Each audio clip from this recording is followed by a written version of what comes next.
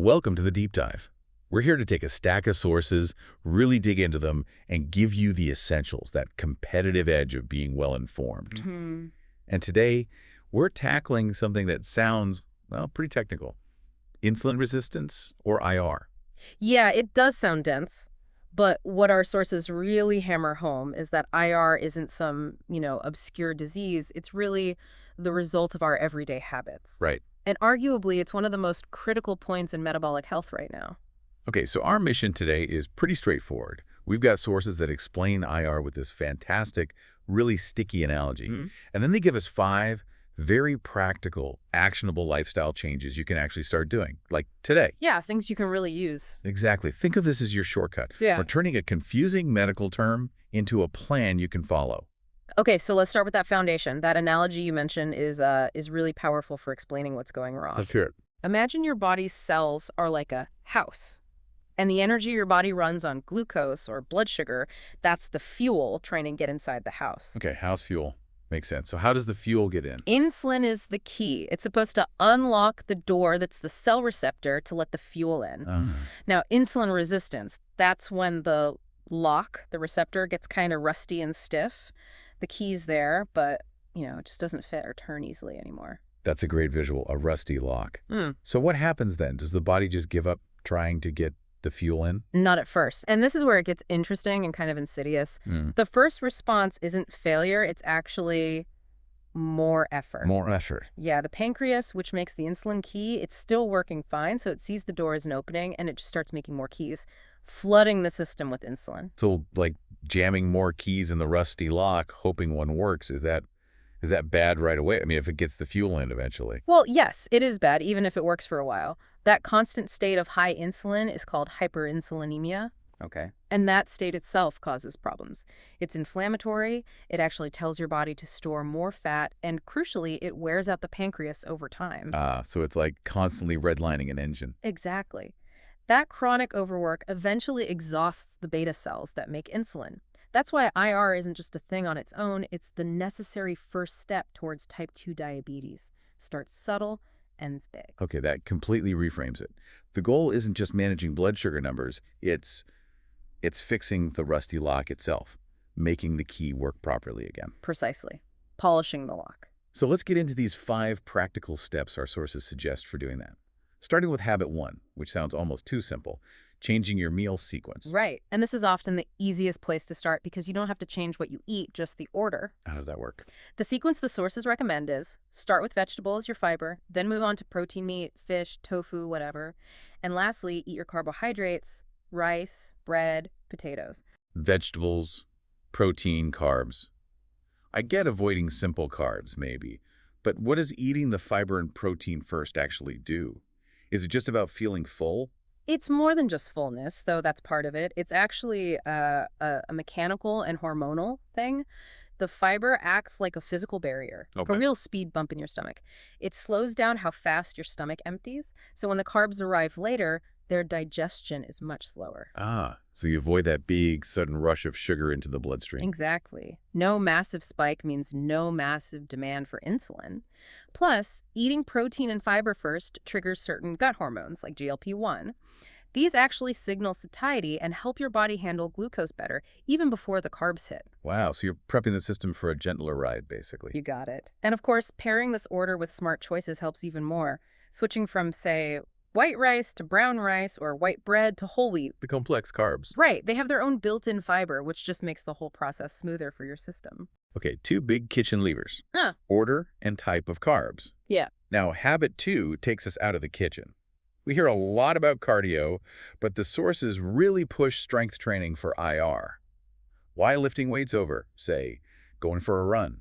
Yeah, this is a really key insight. Cardio is great for your heart, no doubt, but strength training tackles the glucose storage problem head on. How so? Muscle is the single biggest place your body stores glucose. It's like a massive fuel depot. So building muscle gives you a bigger depot. Yes, but it's more than just size. When you work your muscles with resistance training, you actually activate these things called GLUT4 transporters. GLUT4 sounds technical. It is a bit, but think of them like extra doors or maybe doormen on the muscle cells specifically for letting glucose in. Okay. Strength training tells the cell to make more of these GLUT4 transporters and move them to the cell surface, ready to grab glucose. Ah. So the muscle gets better at pulling sugar out of the blood without needing as much insulin, like installing better locks that don't even need the key as much. That's a perfect way to put it. You're improving the entry system itself, fixing that rusty lock issue by adding more better doors. So what's the actionable advice here? How much strength training? Consistency is the main thing. Aim for, say, 2 to 3 sessions a week. Doesn't have to be heavy lifting at first. Squats, push-ups, resistance bands, that kind of thing. It's foundational for improving insulin sensitivity. Got it. Okay, let's shift gears from the physical body to our inner world. Habit 3, quality sleep. The sources call it the royal road to dieting. That sounds strong. We all know sleep is good, but how direct is the link between bad sleep and worsening IR? Oh, it's incredibly direct. It's all about hormones. When you're sleep deprived, it messes up the communication between your gut and your brain. Well, lack of deep sleep makes your body produce more ghrelin. That's the I'm hungry hormone, big time. Okay, more hunger. And at the same time, it decreases leptin. Leptin is the hormone that says, okay, you're full, stop eating. Oh, man. So you feel hungrier and you don't feel satisfied when you do eat. That sounds like a recipe for disaster, especially for cravings. It is. That's the double whammy. Your body is chemically pushing you towards quick energy.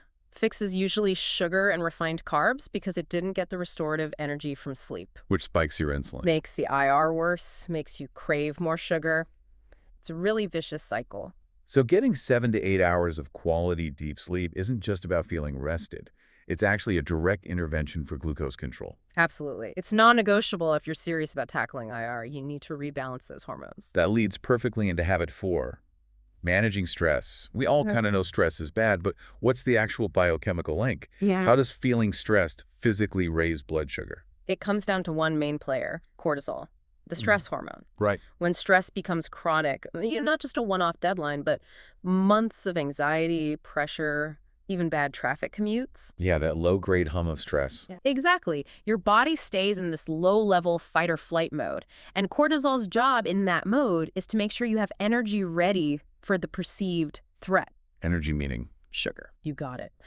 Cortisol signals your liver to start making new glucose. It's a process called gluconeogenesis. Gluconeogenesis. Play games. Making new sugar. Right. From non-carb sources even. It just dumps sugar into your bloodstream so you're ready to, fight that bear or run away. Except the bear is an email notification or traffic jam. Precisely. Your body gears up for a fight it never has, so that sugar just circulates, demanding more insulin to deal with it. So constant stress means constant background noise of high blood sugar, constantly taxing the pancreas, constantly rusting that lock. That's the mechanism, which means stress management isn't just like a nice to have, it's actual therapy for this condition. So finding what works for you, meditation, deep breathing, just a quiet walk. Whatever genuinely helps you decompress. It's a biochemical necessity to keep cortisol in check, and therefore keep blood sugar more stable. Okay, we've hit meal order, muscle building, sleep, and stress. What's the 5th habit? This one's about timing, giving this system a break. Right. Habit 5 is about the smart use of intermittent fasting, or IF. IF gets talked about a lot. How does it help with insulin resistance specifically? Well, the main goal with IF for IR isn't always weight loss, though that can happen. It's more about lowering the baseline level of insulin floating around. How does fasting do that? By giving your pancreas a break. When you're not eating for a stretch of time, your insulin levels naturally fall. This allows your cells, over time, to become more sensitive to insulin again. It helps unrust those receptors because they're not being constantly bombarded. Makes sense. What kind of IF schedule do the sources suggest starting with? The 16.8 method is usually the most recommended starting point.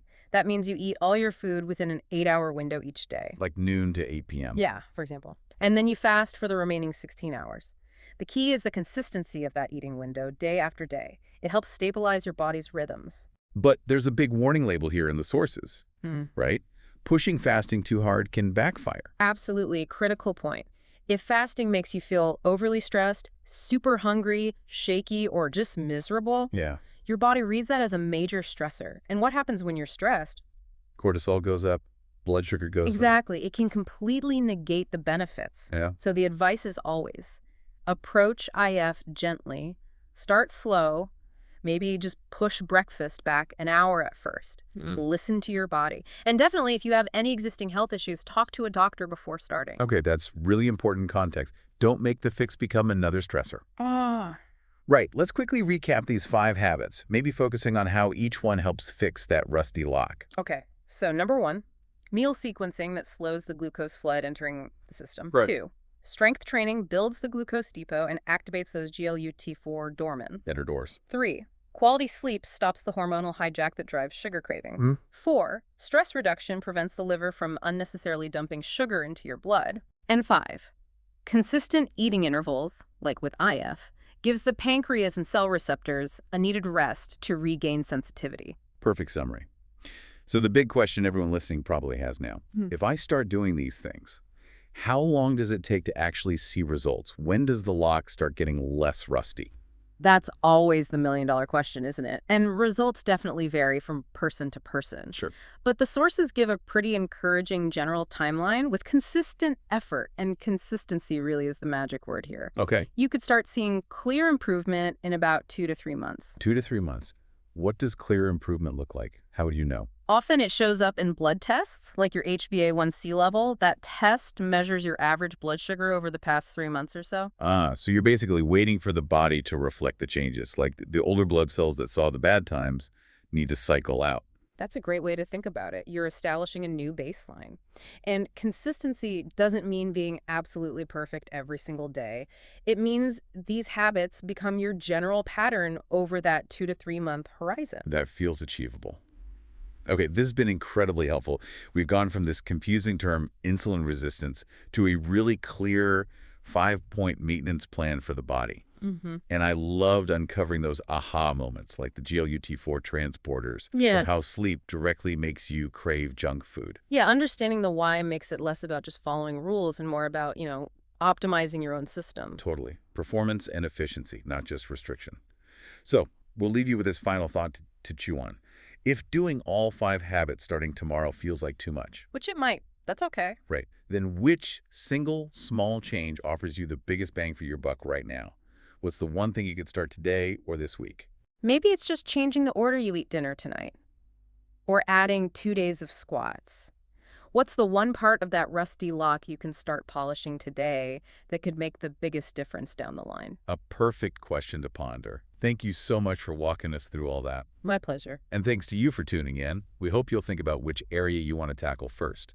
Remember, small steps add up. They really do. Good health starts there. We'll catch you next time for the next deep dive.